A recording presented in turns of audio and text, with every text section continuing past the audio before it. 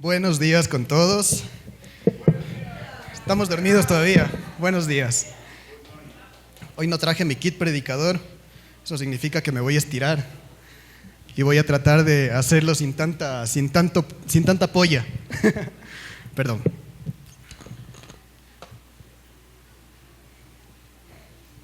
Qué lindo lo que decía Jazz. Yo no quería llorar antes de tiempo, pero es hermoso saber que el Señor nos utiliza de diferentes maneras y a veces no nos damos cuenta, a veces no nos fijamos cuáles son las maneras maravillosas en las que el Señor está obrando en nuestra vida y en la de los demás. De hecho, qué chistoso, mi prédica habla de algo así hoy. Mi prédica se llama Dios de los detalles, porque los detalles son importantes. Y me falta un montón de gente, pero también estoy con el corazón lleno porque veo a un montón de gente que ayer, les cuento a los que no saben, ayer fue uno de los últimos días de Renacer 7, que ahorita están cursando, y es un curso espectacular donde la gente está cambiando sus vidas. Y me parece hermoso porque adivinen a qué hora terminaron ayer de hacer todo. Casi 3 de la mañana y están aquí sentados. Y hay gente que viene del valle y está en el curso. Es increíble, o sea, realmente si eso no es fuego en el corazón por venir a escuchar, por recibir de Dios, no sé qué sea, la verdad. Así que bueno, hoy quiero contarles varias historias. Entre estas les voy a contar una que pasó justo antes de casarme. Yo justo antes de casarme con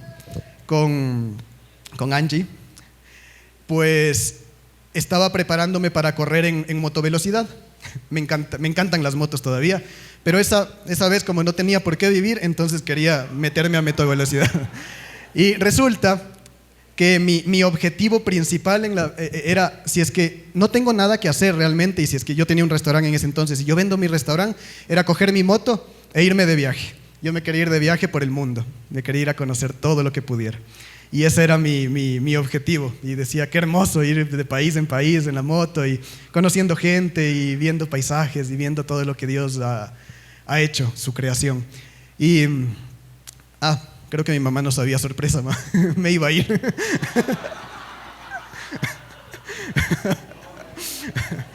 Bueno, en ese entonces, cuando yo tenía este plan, también me puse a practicar un poco con una persona que quiero mucho, que era mi mentor en las motos, y comencé a aprender un poco de motovelocidad, curvas, nos íbamos a Yaguarcocha a veces y sabíamos estar. Estaba aprendiendo yo en una moto 300, que 300 de motor en una moto es ya un poquito potente, ¿ok? Entonces, mientras yo aprendía todo lo que él me decía, aprendía algo súper interesante. Y es que cuando uno coge una curva en la moto, hay una cosa que se llama, para ponernos un poquito técnicos, una cosa que se llama el apex, que es justamente la parte más interna de la curva y cómo hay que agarrarla para poder salir de la curva con vida. Entonces, la idea es que cuando tú vas a coger una curva de esa manera y a velocidad, lo que tienes que hacer es mirar siempre el final de la curva. Tu mirada tiene que estar siempre en el final de la curva y no hay otra manera, porque si tú te enfocas en lo que está próximo, en el suelo o en tu manubrio o en, Dios no quiera, en la parte externa de la curva, te caes. Y es chistoso porque donde va tu mirada, va la moto. Y donde está plantada tu mirada, es ahí a donde vas. Entonces tienes que plantar la mirada al final de la curva. Y mi ñaño me recordó esta historia últimamente. Me la había olvidado porque el otro día me dice, últimamente estamos andando mucho en bicicleta y estamos a un nivel un poquito más exigente. No de competencia como mis amigos del Valle, pero sí estamos metiéndole un poquito más. Entonces resulta que me dice, ñaño, ¿tú viste la otra vez que estábamos bajando para Nayón y me fui en una curva? No sé, traté de virar y la curva me llevó. Yo le digo, ¿en serio? Le digo, creo que sí te vi porque regresé a ver y ya estabas metido por poco en la cuneta contraria. Y me dice, tengo que aprender a coger este tipo de curvas. Le digo, y le comencé a explicar esto de mirar el fin de la curva, ¿no? Y ahí yo me ponía a recordar y me puse filosófico y dije, ¿cuántas veces en la vida yo a veces pierdo una curva por ese detalle de no saber qué es lo que pasa en una curva? ¿Y cuántas veces en la vida yo me pierdo de las cosas importantes por estarme fijando en lo que no es importante? Y tanto en las motos como en la vida, yo me pregunto, ¿cuántas veces perdemos el enfoque? A veces tenemos un enfoque súper bien plantado, ¿no es cierto? Pero a veces nos perdemos de ese enfoque por estar viendo cosas que no debemos. ¿Y a qué quiero llegar con todo esto? Resulta que, como les decía, estoy en una etapa de bici mucho más competitiva en mi vida y últimamente hemos salido, pero rutas que yo en la vida me hubiera imaginado. La otra vez Paul me acompañó, Fabi no está acá. Y wow, si para ellos fue un poquito exigente, imagínense, yo llegué pero molido con mi hermano. Y en esta etapa me he dado cuenta que yo soy un cavernícola para los deportes. Resulta que mi hermano está metido en esta vida de la fisioterapia, del deporte, y él, por ejemplo, para correr y para todo, tiene todos sus juguetes y los zapatos y el reloj y el que te mide el pulso y el que te mide y te mide todo, ¿no? Yo soy bien cavernícola. Yo les contaba alguna vez que yo una vez me pegué las 15K de las últimas noticias cuando se llamaba así, con pupillos. Y llegué. No sé cómo llegué, pero llegué. Entonces soy bien cavernícola. Y lo mismo me pasaba en la bici. Yo tengo la bici que tengo porque mi ñaño me obligó prácticamente a comprarla. Porque si no yo andaba con una ahí de aluminio pesadota. Y resulta que a veces, y no quiero criticar con esto porque está bien, pero a veces yo pienso que estar enfocados mucho en los accesorios, en que los zapatos me queden bien, en que el casco esté bien puesto, en esto. Yo andaba sin casco, andaba con gorra. Me hace perderme a veces de los detalles. Y cuando yo me enfoco realmente en los detalles del paisaje, de lo que veo alrededor, de lo que puedo percibir, de lo que Dios ha puesto a mi alrededor, de la gente a la que puedo saludar, de la interacción que puedo tener con el entorno, es mucho más lindo, es mucho más llenador, porque me estoy enfocando en cosas que para mí son más importantes, como disfrutar el paseo, saber que lo que estoy haciendo lo estoy haciendo por ejercicio, por salud, poder saludar, poder mirar la creación de Dios. Y a veces de pronto estos detalles se pierden por estarme enfocando en muchas cosas. Recuerdo que, no sé si ya son 2 o 3 años, pero salimos de viaje, bueno, no fue de viaje, salimos de una excursión con los pastores, Chris, Juanita, con la familia, con los chicos. Tuvimos la oportunidad de salir a una montaña.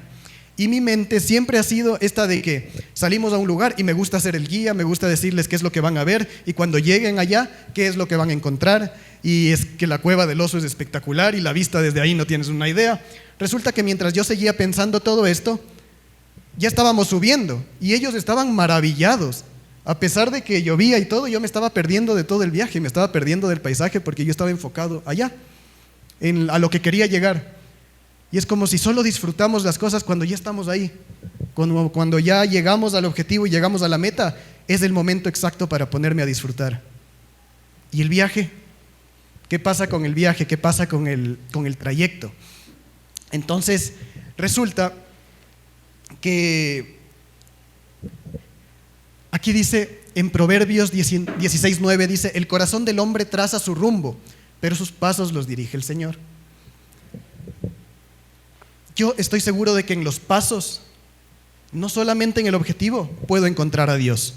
Puedo encontrar a un Dios de amor, puedo encontrar en los detalles, puedo encontrar al Señor cada día, en las cosas que pasamos desapercibidas. Y bueno, últimamente estamos viviendo en una época de redes sociales, como todos pueden ver, todo el mundo está metido en las redes sociales y esto está causando una adicción súper fuerte últimamente. ¿Y qué pasa? Que vemos en las redes sociales al influencer, ¿no? Al influencer que se levanta a las 4 de la mañana y sube la foto haciendo ejercicio, 4:30, ya para las 5:30 el tipo ya trotó 30 kilómetros y a las 7 ya está desayunando un desayuno super fit, todo low carbs, high protein, todo así. Y claro, y te sube la foto del reloj, mi pulso no pasó de 160 y se va a probar el almuerzo en un restaurante nuevo y vemos eso todos los días en los influencers y en la gente que sube todo esto a las redes. ¿Y qué pasa? No está mal que la gente quiera compartir este tipo de cosas, pero lo malo es que nosotros como personas nos estamos modelando una vida conforme a lo que vemos en las redes sociales. conforme lo que vemos ahí. Entonces, ¿qué pasa? Que yo estoy seguro que cuando dejan la cámara, esa gente también debe tener problemas, ¿no? Deben enojarse. Yo creo que sí van al baño, ¿no? Yo creo que también deben tener momentos difíciles, pero nosotros tomamos esas vidas como motivación y nos creamos un concepto en la cabeza de algo bastante irreal. Y comenzamos a creer que cuando me case, yo voy a ser feliz. Que cuando tenga ese auto, ahí recién voy a ser feliz. O mejor dicho, cuando tenga la casa de mis sueños, ahí me voy a dar tiempo para ser feliz. Y quiero hacer que mi vida ordinaria se convierta en un futuro, en una vida extraordinaria, ¿cierto? Eso es lo que está buscando normalmente la gente. Y aquí radica el problema. En Santiago 4, 2 al 3 dice: no tienen porque no piden, y cuando piden no reciben porque piden con malas intenciones, para satisfacer sus propias pasiones. ¿Tener está mal? No, no es cierto. No está mal. Jesús mismo se hizo pobre para darnos riquezas a nosotros, para que nosotros seamos ricos. ¿Y qué pasa? Que radica el problema porque, ¿recuerdan la moto y lo de la curva? Nosotros perdemos de vista el propósito por ir detrás de los pequeños objetivos. Nos perdemos el propósito por ir atrás de los objetivos. Pero ¿qué pasa si más bien, en lugar de querer hacer mi vida ordinaria, convertirla yo en una vida extraordinaria, dejamos que un Dios extraordinario entre en nuestra vida ordinaria? ¿Se imaginan la diferencia? Resulta que cuando yo me enfoco en el propósito, lo demás comienza a llegar por añadidura. Pero Javi, ¿entonces qué? ¿Me enfoco en el propósito o me enfoco en los pasos? ¿Qué mismo? ¿O en los detalles? Yo creo, y les quiero contar aquí, ayer, ¿cuánto fue? Hace 3 días. Bueno, quiero aprovechar el momento. Aquí vino un invitado mío, está Rubén, es mi barbero y amigo, y su esposa vino con su hijito. Démosle la bienvenida, por favor. Aquí estamos hoy domingo. Yo fui el viernes, fui a hacerme cortar el cabello. Así que si yo estoy así guapito y todo es gracias a mi amigo desde hace 7 años más o menos ya. Resulta que estábamos hablando con Rubén y yo estaba pensando y estaba un poco estresado porque estábamos con lo de renacer y todo y no había podido preparar ninguna prédica. Y yo decía, desde la casa decía, ay, ¿será que me corto el cabello? ¿Será que no? Mejor me pongo a hacer la prédica, mejor me enfoco en la prédica. Y cuando llego donde Rubén, resulta que aquí don Rubén me termina predicando. Y me comienza a llenar un montón de espacios y unos pequeños vacíos sin que él se dé cuenta. Y yo le preguntaba, Rubén, ¿por qué tú crees que la gente se estresa? ¿Por qué tú te estresas? Y él me decía, yo creo que el estrés viene por el desorden en la vida. Porque, claro, cuando las cosas se desordenan, cuando yo veo que algo que estaba ordenado se desordena en mi vida, el estrés viene y se apodera de mí. Le digo, ok, yo creo que tenemos, lastimosamente, la mayoría de las personas, esta bendita necesidad de tener el control. Y cuando tenemos la necesidad de tener el control, eso causa estrés en nuestras vidas. ¿Quién es un poquito controlador aquí? Gracias a Dios no les veo desde aquí, pero quiero pensar que alzaron la mano. A veces nosotros sabemos y tenemos en la mente que Dios tiene el control, ¿no es cierto? Sabemos que Dios tiene el control. Pero a ese control que nosotros le damos a Dios, es como que le damos el control y le sacamos las pilas.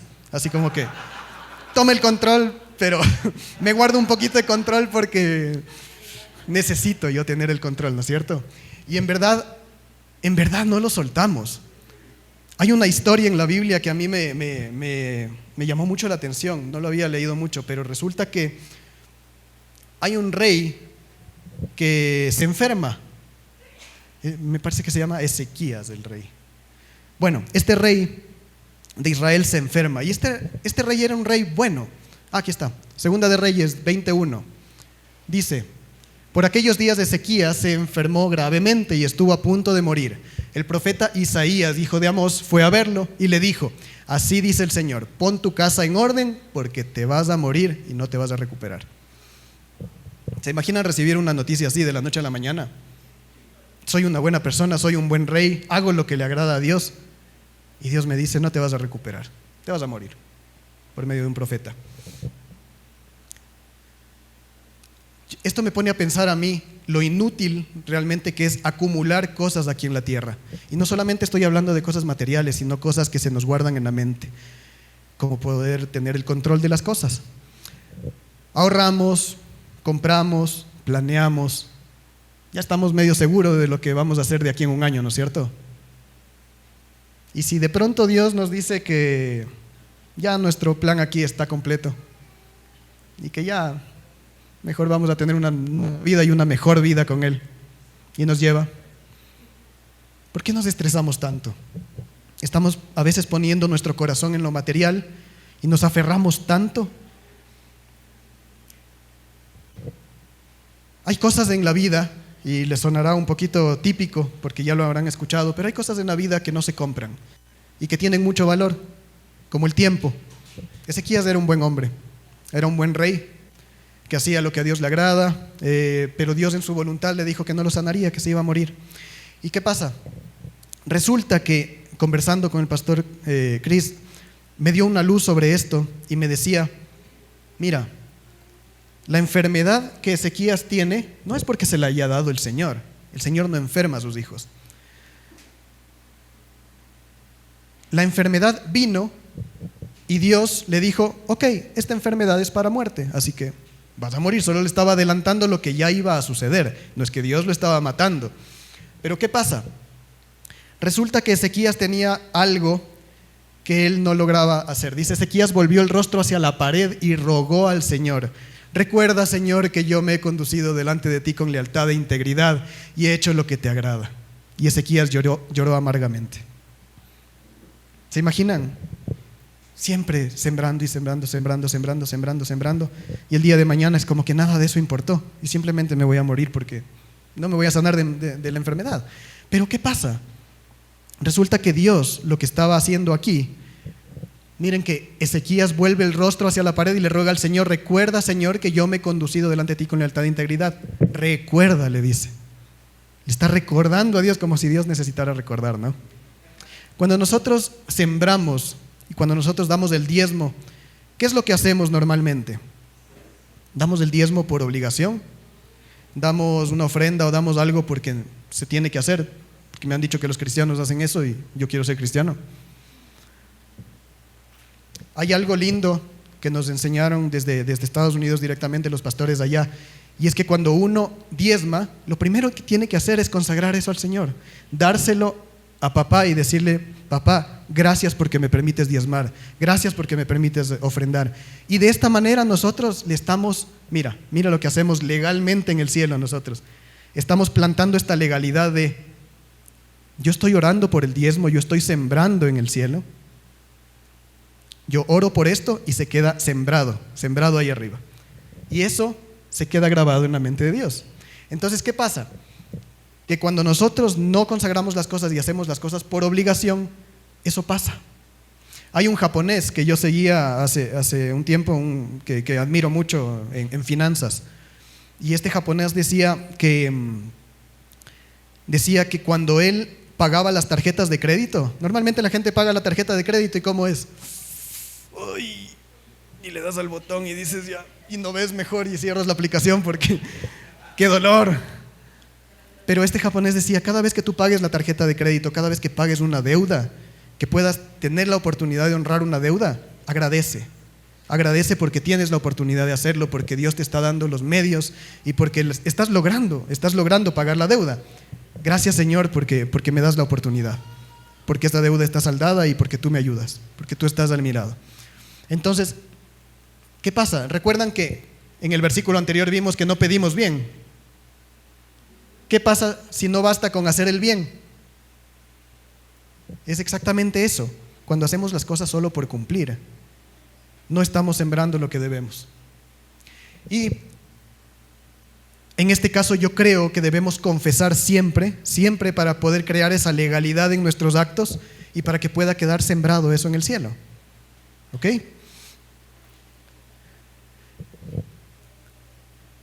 En Isaías 43:26 dice, hazme recordar, dice, presentémonos a juicio, plantea el argumento de tu inocencia.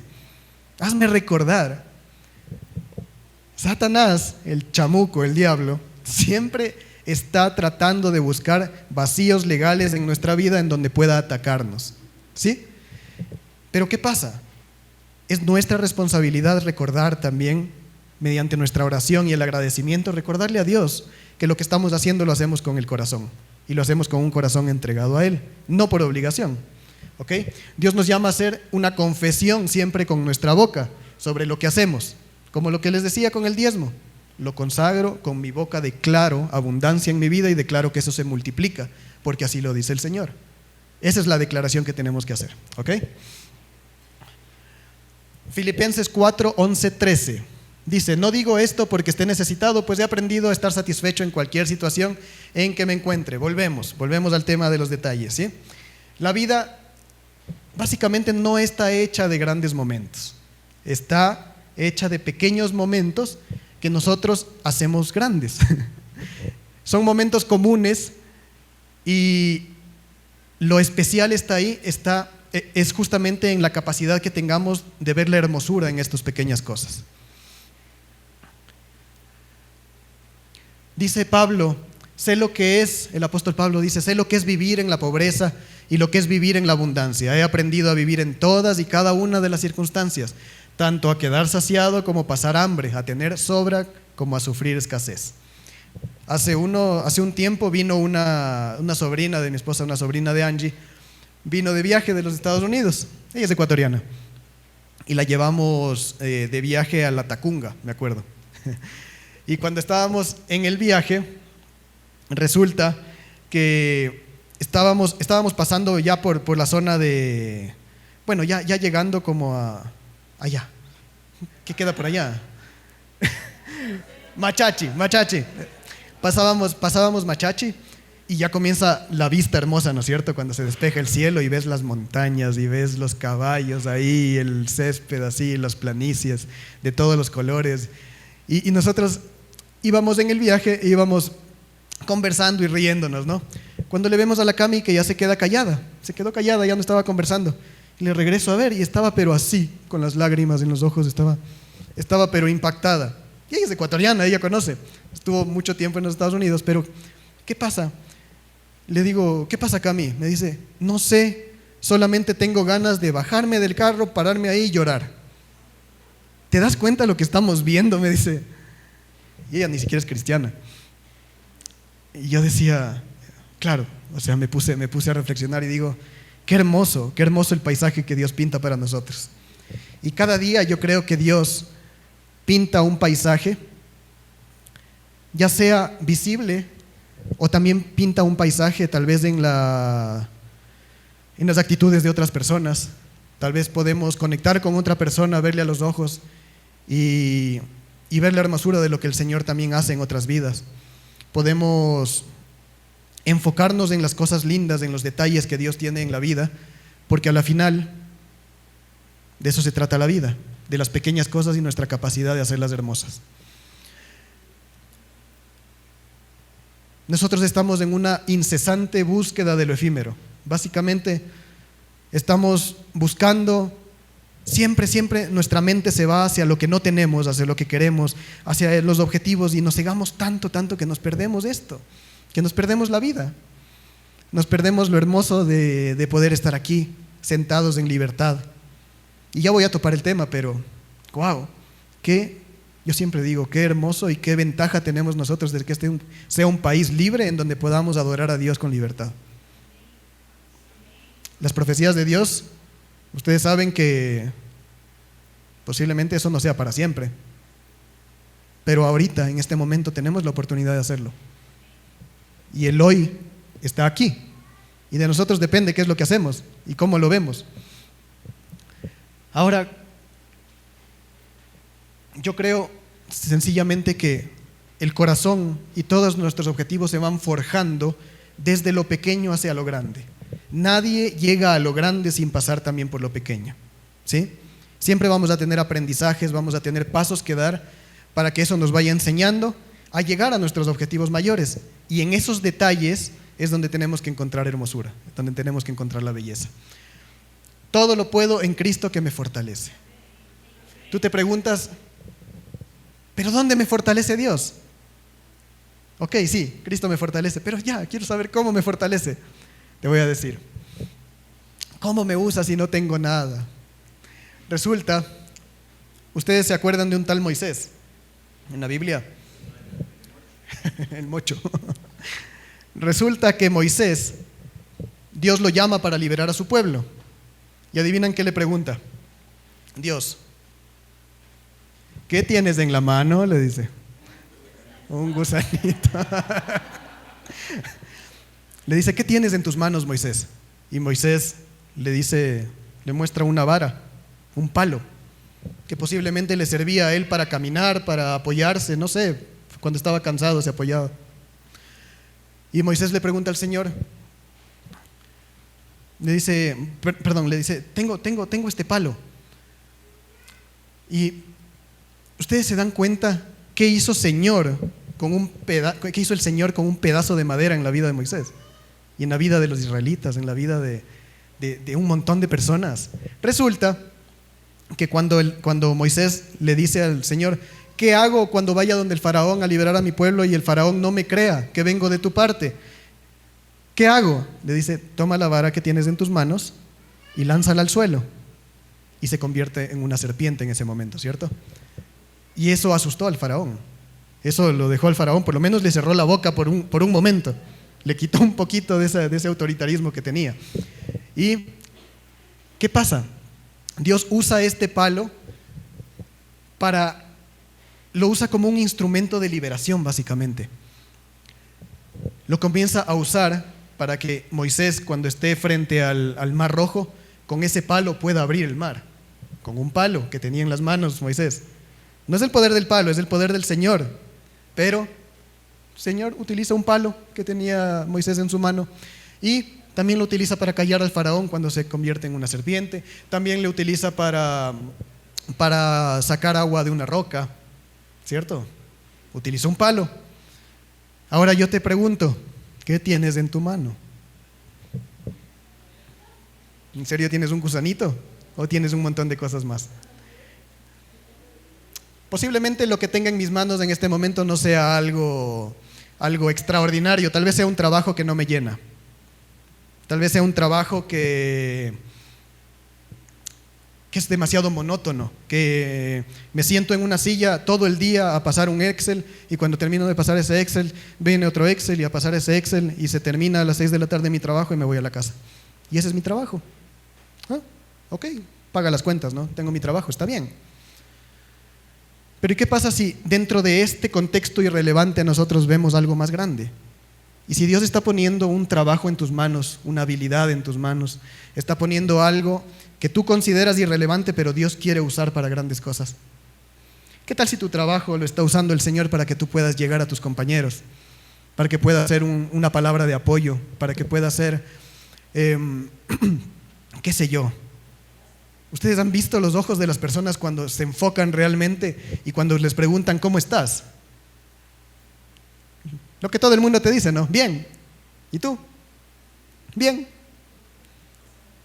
Pero ¿realmente te has puesto a enfocarte en los ojos de las personas? Resulta que cuando les preguntas una segunda vez y le dices, en serio, ¿cómo estás? Todo se desarma. Ya el bien no está tan bien. Y de esos he tenido yo miles en mis trabajos. O sea, en los trabajos por los que he pasado he tenido un montón de oportunidades que a veces se me han pasado también de las manos porque he querido hablar y no he tenido la valentía de poder conectar con estas personas. Pero últimamente me he puesto a pensar, si Dios pone un trabajo que no me gusta y lo pone ahí, por lo menos para pagar las cuentas, de mí depende hacer que eso sea extraordinario. Si yo dejo entrar a ese Dios extraordinario en mi vida, yo hago que mis acciones sean extraordinarias también. ¿Sí? Cuando yo estaba trabajando en Yamaha, trabajé ahí 3 años, yo era vendedor de motos y tuve la oportunidad de aprender a vender en muchos lugares. Pero resulta que muchas veces yo me sentía muy frustrado porque quería salir de ahí. Yo sabía que estaba hecho para grandes cosas, yo quería salir porque sabía que Dios me llamaba a hacer cosas más grandes y me sentía frustrado, me sentía encerrado. Y a veces yo cogía y me acuerdo que en los momentos libres yo tenía que limpiar las motos y ahí había un patio grande y en ese patio me iba limpiando moto por moto, moto por moto. Y terminaba de limpiar las motos y ya, o sea, estaban listas para recibir a los clientes. Pero ¿qué pasa? Que cuando yo estaba en Yamaha, resulta que fue una época interesante en mi vida en la que comencé a escuchar mucho de Dios, a aprender varias cosas para mi vida y a tratar de hacer las mías. Y yo iba moto por moto y me ponía a orar y me ponía a declarar cosas. Y yo decía, Dios, tú tienes planes, pero yo quiero que tú me saques de aquí. Yo no quiero irme así nomás, yo quiero que tú me saques, que me des un plan. Y yo oraba y declaraba, iba moto por moto y como Daniel San iba ahí, moto por moto. Esta es la vez, este es el día en el que todo me va a ir mejor, este es el día en el que todo va a funcionar. Resulta que cada vez que yo declaraba este tipo de cosas, a veces, por ejemplo, llegaba el fin de mes y los presupuestos eran altitos, o sea, tenía que vender algunas decenas de miles yo al mes. Y resulta que llegaba a fin de mes y a veces estábamos pero mal. Y yo le decía a Angie, faltan 2 días. ¿Y ahora? Me falta más de la mitad del presupuesto. ¿Y ahora? Y yo no sé cómo, pero cada vez que yo me plantaba y me enfocaba en los detalles de que todo esté bien, de que las motos estén bien, de poder conectar con los clientes. Y eso aprendí mucho en las ventas, porque la gente piensa que vender es ir y decirle toda una característica técnica al señor. Esta es una moto roja que tiene frenos ABS, ahí tienen los diferentes colores. Y eso es lo que la mayoría de vendedores hace. Pero en ese momento Dios me ponía en el corazón que conecte con las personas, que conecte con la gente. ¿Cuál es la necesidad de la persona? ¿Para qué quieres una moto? ¿Realmente crees que esto es suficiente o crees que está sobrada la moto? Y cuando tú conectas con las personas en ventas, esto sirve mucho porque a la final la conexión es la que crea la venta, ni siquiera es la necesidad de la persona. Y yo me acuerdo que pasaban estos 2 días y yo con ese entendimiento me iba súper enfocado. Oraba, trataba a la gente de la manera en la que Dios me decía y de pronto el presupuesto se disparaba, o sea, las ventas se disparaban tanto y eso me pasó un montón de veces, no fue 1 ni 2 veces, que yo llegaba súper feliz donde Angie y le llamaba a mi mamá también, le decía, Dios mío, yo no sé cómo sucedió esto, pero en 2 días, en un día llené ese presupuesto y se sobrepasaba tanto que la gente de ahí, los vendedores me decían, oye, guarda motos para el siguiente mes porque el siguiente mes va a estar malo. ¿Y ustedes creen que yo me dejaba llevar por eso? No, yo hago que el mes esté bueno. Dios me está dando esa capacidad. Entonces, ¿qué pasa? Los demás me decían, guarda motitos, ¿por qué? Porque nos va a hacer falta para el presupuesto del siguiente mes. Y yo les metía ahí, nada, quiero más dinero, no mentira. Y resulta que los demás se enojaban porque decían, esto nos pudiera haber, o sea, el presupuesto es de local, no es solo tuyo. Entonces nos hubiera servido a todos, pero ay, yo era el ñoño y me veían así. Bueno.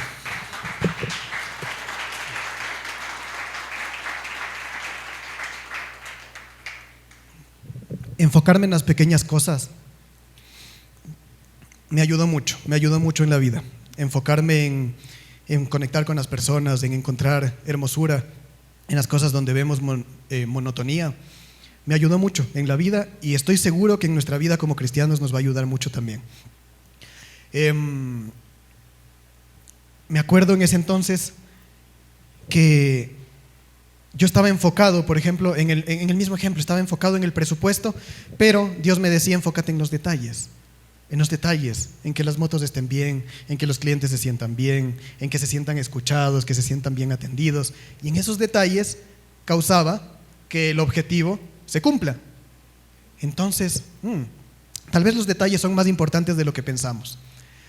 Acuérdense que el primer milagro de Jesús, ¿cuál fue el primer milagro de Jesús? Convirtió el agua en vino, ¿cierto? Jesús no sanó a un enfermo, Jesús no levantó a un paralítico, no resucitó a un muerto, no liberó a un endemoniado. No, transformó el agua en vino. Y uno dice, el primer milagro de Jesús, tan sencillo. ¿Saben por qué? Porque a Dios le importan los detalles de tu vida. Y en este caso, simplemente si esto fue para salvar la reputación de una persona en especial, pues lo hizo por eso. Y esa fue la razón. Los detalles de tu vida le importan a Dios. Si a ti te importan los detalles de tu vida, a Dios le importa también. ¿Sí? Dios está interesado en tus detalles.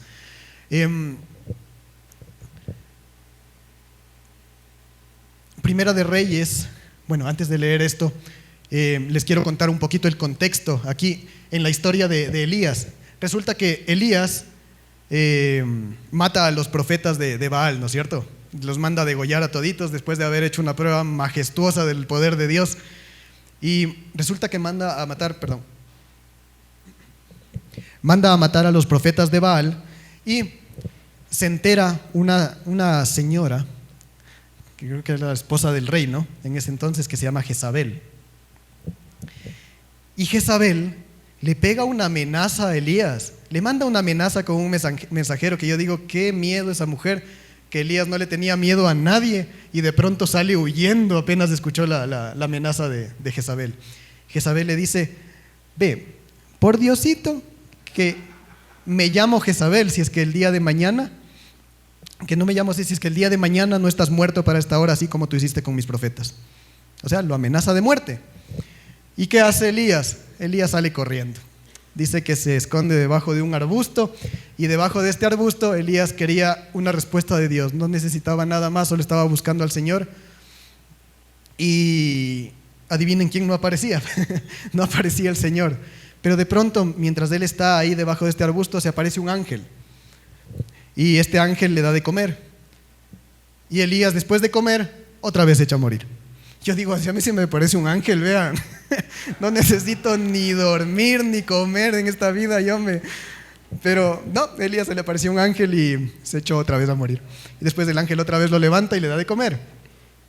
Entonces Elías, resulta que de tanto buscar, les iba a leer el versículo, dice, el Señor le ordenó, sal y preséntate ante mí en la montaña, porque estoy a punto de pasar por allí, le dice el Señor. ¿Ok? El Señor se le aparece en un sueño, en una visión, le dice, quiero que vayas a este lugar porque voy a pasar por ahí y quiero que me veas.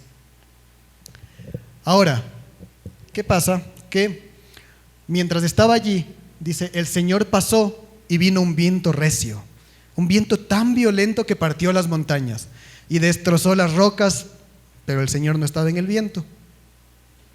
Un viento huracanado, súper fuerte, que parte una montaña, pero el Señor no estaba ahí. Y después dice, después de ese viento hubo un terremoto, pero el Señor tampoco estaba en el terremoto. ¿Cuántas veces buscamos a Dios así nosotros? En las cosas grandes, en las cosas majestuosas, en las cosas que parece, esto deslumbra. Ahí está el Señor. Y dice que tras el terremoto vino un fuego, pero el Señor tampoco estaba en el fuego.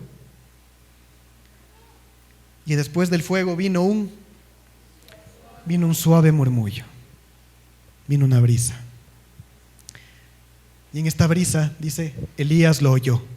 Se cubrió el rostro con el manto y saliendo se puso en la entrada de la cueva. Elías buscaba con desesperación una respuesta del Señor y la obtuvo, pero no la obtuvo en la manera en la que él pensaba que la iba a obtener. Porque a veces Dios no se presenta en las cosas grandes que nosotros estamos planeando, en las cosas grandes que podemos ver, en las cosas... Pensamos que solo en lo grande está Dios, ¿no? Dios está en los detalles. En este momento se le presentó a Elías dándole una valiosa lección de que Dios se lo encuentra en la quietud, se le encuentra en el silencio, se le encuentra en los ojos que podemos ver en las demás personas en el día a día, se lo encuentra en la persona de la calle a la que a veces le cerramos el vidrio del carro. Ahí también lo encontramos. Lo encontramos en los momentos de debilidad, cuando nos sentimos tal vez vacíos, cuando nos sentimos que no somos suficientes. Dios siempre está ahí. Dios está en todos estos detalles. Ustedes saben que cuando las personas quieren decir algo importante, cuando alguien quiere decir algo importante, no es necesario gritar. El grito sobra cuando lo que tienes que decir es importante. Cuando quieres escuchar realmente lo que el Señor quiere decir de ti, haz silencio. Haz silencio. Dios no te va a gritar.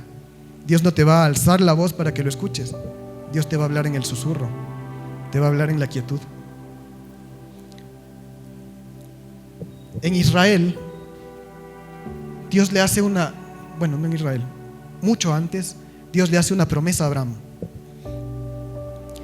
Abraham le dice que de él saldrían todas las generaciones posibles, incluyendo el pueblo de Dios, ¿cierto?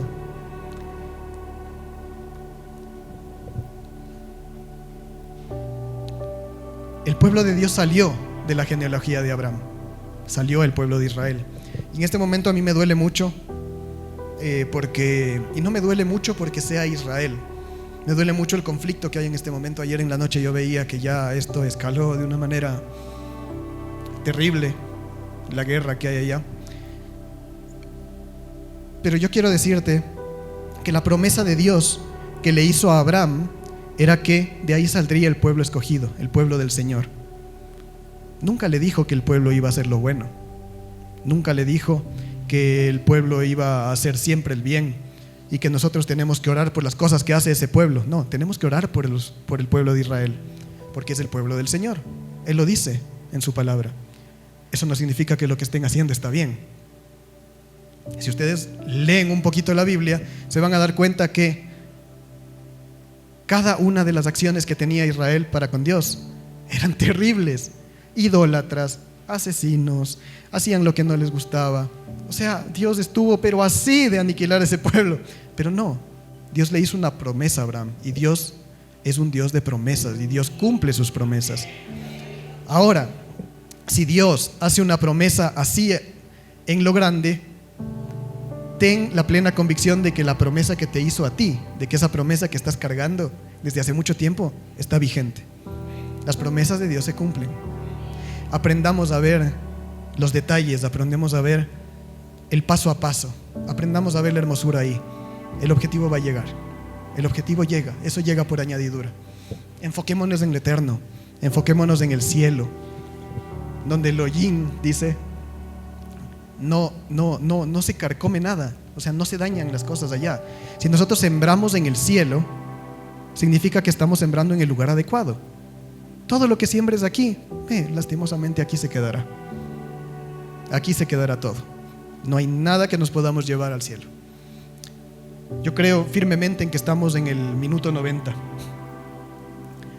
Estamos a nada de que el Señor se manifieste como dijo que se iba a manifestar. Y eso es una promesa del Señor. Así que adivinen qué, también lo va a cumplir. ¿Estamos listos? Yo preguntaba muchas veces, ¿quién se va con el Señor cuando venga?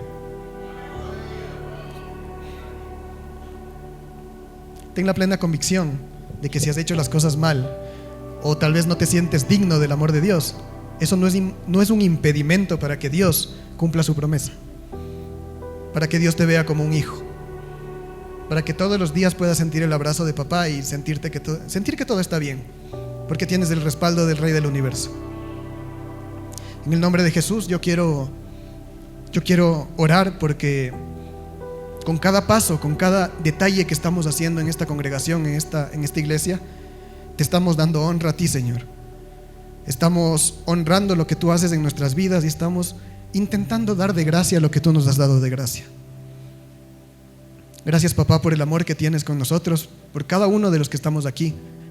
Y si nos hemos sentido tal vez un poco alejados de ti, o nos sentimos, sentimos que no somos merecederos de algo de ti, quita eso de nuestra cabeza, quita eso de nuestra mente, limpia nuestro corazón, Señor. Queremos renovar nuestro pacto contigo, ese pacto en el que tú dices que tú eres nuestro Dios y nosotros somos tus hijos, y que con esa plena confianza de que te podemos decir: Abba, Padre, Papito Dios, aquí estamos. Gracias, Señor. Gracias en el nombre de Jesús, y que estos detalles de la vida, Señor, se cuelen en nuestro corazón para poder ver lo importante y hacerlo urgente en nuestras vidas. Amén. Amén.